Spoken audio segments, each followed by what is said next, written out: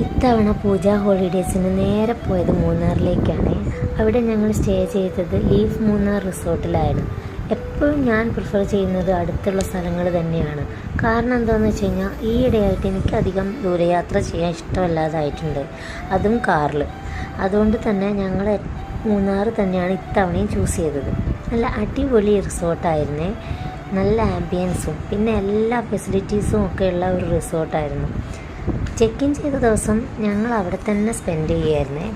ഇത്തവണ പോകുമ്പോൾ പുറത്ത് കറങ്ങാൻ പോവാതെ റിസോർട്ടിൽ തന്നെ സ്പെൻഡ് ചെയ്യണം എന്നായിരുന്നു പ്ലാൻ. അതുകൊണ്ട് തന്നെ എല്ലാ ഫെസിലിറ്റീസും പിന്നെ എല്ലാം കൊണ്ടും എൻജോയ് ചെയ്യാൻ പറ്റുന്നതായിട്ടുള്ള റിസോർട്ട് വേണമെന്ന് ഞങ്ങൾക്ക് നിർബന്ധമായിരുന്നേ.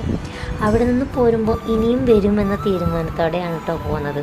നോർമലി ഞങ്ങൾ ഒരു തവണ പോയ സ്ഥലത്ത് തന്നെ വീണ്ടും പ്രിഫർ ചെയ്യാറില്ല.